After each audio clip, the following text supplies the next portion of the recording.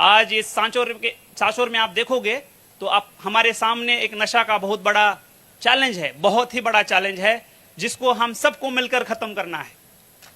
आज का दिन जो है वो बाबा साहब के जो विचार है उसको अपने दिल के अंदर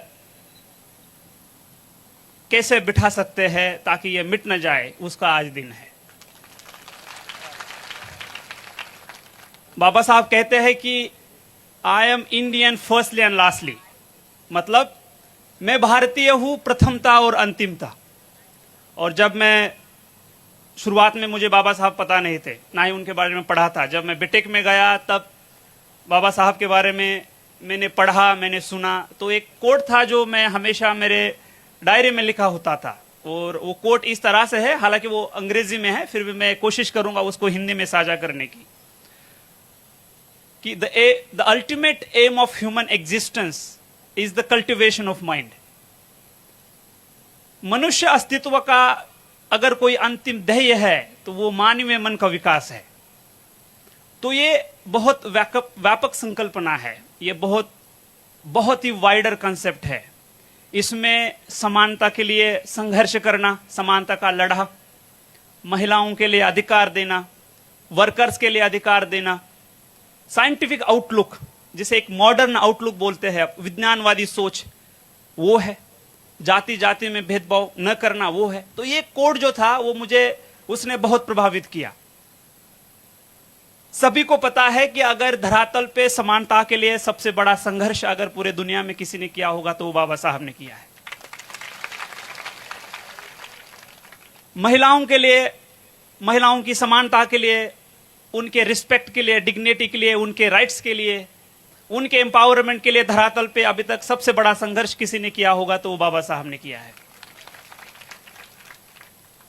कुछ चीजें हैं जो आज के दिन उनके विचार जरूर लेने हैं, बट आज का ही वो दिन है जहां हमें रिफ्लेक्शन भी करना है। जो समाज बाबा साहब चाहते थे, जहां जाति जाति में भेदभाव ना हो, क्या उसको हम हासिल कर चुके हैं? उस पे सोचना जरूर बहुत जरूरी है। बहुत सारे लोग यहां होंगे जिनको मैं कहूंगा जरूर संविधान पढ़िए, बट उनके पास ना उतना टाइम होगा। बट मैं जरूर कहूंगा कि अगर आपको किस परिस्थिति में संविधान बनाया गया, किस तरह से संविधान बनाया गया, किस तरह की चीजें संविधान में है जिससे ये समाज जो है, ये दुनिया की एक बहुत ही वाइब्रेंट डेमोक्रेसी है, उसको पढ़ना, उसको समझना बहुत जरूरी है। अगर आपके पास टाइम नहीं तो आप जरूर अपने संविधान की जो प्रस्तावना है उसको पढ़िए, जो फंडामेंटल राइट्स है, मूलभूत अधिकार है, उनको पढ़िए, directive principle of state policy है, उनको पढ़िए। आपको समझ में आएगा कि कितने मूलभूत अधिकार इस संविधान में बाबा साहब ने दिए हैं।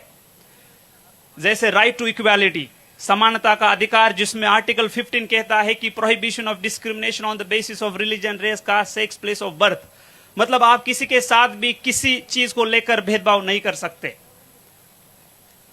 राइट टू इक्वालिटी के बाद होता है right to freedom of speech and expression, assembly, association, movement, residence, profession. मतलब आपको अधिकार दिया है, आपको बोलने का अधिकार दिया है, बोलने की आजादी दी है, आपको ऑर्गेनाइजेशन, एसोसिएशन फ्रेम करने की आजादी दी है। ये बहुत ही मूलभूत और फंडामेंटल चीजें हैं जो समाज में अगर कोई कम्युनिटी है या कोई समाज में व्यक्ति है, उसकी जो राइट्स है, उसका जो एक डिग्निटी है, उसकी जो लाइफ है, उसके लिए बहुत जरूरी है। उसके बाद आता है राइट अगेंस्ट एक्सप्लॉयटेशन, कोई किसी का एक्सप्लॉयटेशन नहीं करेगा। आर्टिकल 23 और आर्टिकल 24 जब पढ़ेंगे आपको तो समझ में आएगा।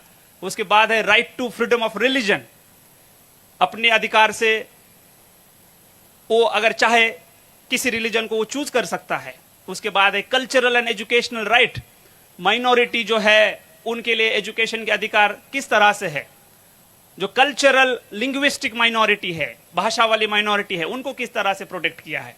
उसके बाद है article 32, right against constitutional remedies, right. तो ये जो बहुत मूलभूत और फंडामेंटल अधिकार है जो संविधान में दिए हैं, जो संविधान की अगर प्रस्तावना आप देखोगे तो उसमें कहा है कि we the people of India, we the people of India having solemnly resolved to constitute India into a sovereign, socialist, secular, democratic republic and to secure to all its citizens justice, social, economic, political, liberty of thought, expression, belief, faith and worship, equality of status and opportunity, and to promote among them all fraternity, assuring the dignity of the individual and unity and integrity of the nation in our Constituent Assembly this 26th day of November 1949 to hereby adopt and enact and to give ourselves this Constitution. तो ये विचार है, ये विचार लेना है, ये बहुत जरूरी है। संविधान की प्रस्तावना को समझना है, संविधान में जो मूलभूत अधिकार दिए हैं उनको समझना है, ये बहुत जरूरी है। आज के दिन बाबा साहब को अपने दिमाग में लेना है, दिल में लेना है, ये बात आप भली भांति समझिए, ये बहुत जरूरी है आने वाले समाज के लिए। बाबा साहब ने कहा एजुकेट, तो देखना है कि अपने समाज में कितने लोग हैं, गरीब है, किसी भी वो जाति या कम्युनिटी के हो सकते हैं, क्या एजुकेशन के बारे में क्या कदम उठाए जा रहे हैं, क्वालिटी एजुकेशन देने के लिए समाज किस तरह से साथ आता है, लोगों तक क्वालिटी एजुकेशन आप किस तरह से पहुंच सकते हैं। गवर्नमेंट में डिफरेंट स्कीम्स और पॉलिसीज लाई है, उसको अपन इफेक्टिवली लोगों तक कैसे पहुंचा सकते हैं, तो इसके बारे में जागरूक होना बहुत जरूरी है।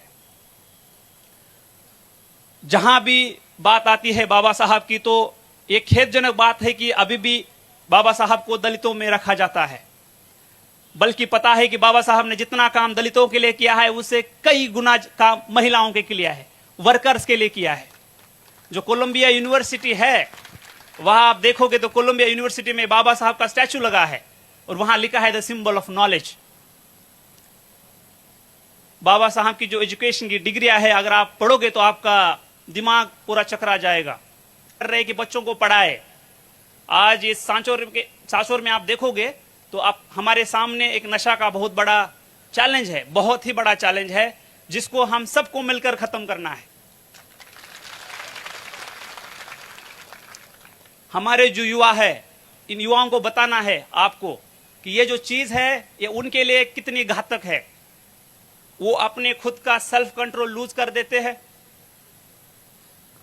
उनके चलते उनकी फैमिली परेशानी में रहती है, घर में आर्थिक संकट आता है, वही फिर नशा करने के बाद समाज में जाके क्राइम करता है, अशांति होती है, भय होता है। तो इन चीजों को रोकना होगा। जो हमारे लोग इसमें ऑलरेडी है उनको उससे खींचना होगा। रिहैबिलिटेशन सेंटर जालोर में आया है, बहुत सारा काउंसलिंग अवेलेबल है, नए तरीके से एनजीओ काम कर रहे हैं, बस आपको उनके हेल्प मांगनी है। जो लोग इसमें जाने की संभावना है, जो 12th है, डिग्री है, उनको रोकना है, उनको पहले जागरूक करना है, उनको अवेयर करना है।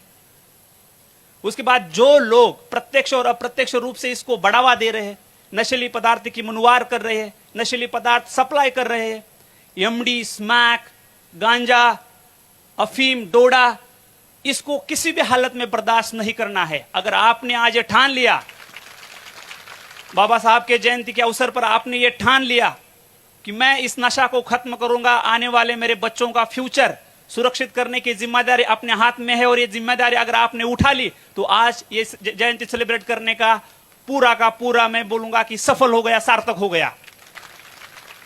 यहां आके घोषणा देके या सत्कार करके वापस बिल्कुल नहीं जाना है। यहां आने के बाद बाबा साहब के विचार जो है वो दिल में लेना है, दिमाग में लेना है। हमारे सामने क्या चैलेंजेस है उसको देखना है, उसको सुनना है, समझना है, और फिर उस चैलेंजेस को हम कैसे पार कर सकते हैं। इसलिए गवर्नमेंट के साथ, समाज के लोगों के साथ, सिविल सोसाइटी के साथ मिलकर उसके खिलाफ लड़ा देना है। मैं जब तक यहां हूं तब तक पुलिस प्रशासन का पूरा सहयोग रहेगा। हर कोई चीज जो समाज में संकट पैदा कर रही है उसके खिलाफ लड़ने के लिए पुलिस यहां की सक्षम है।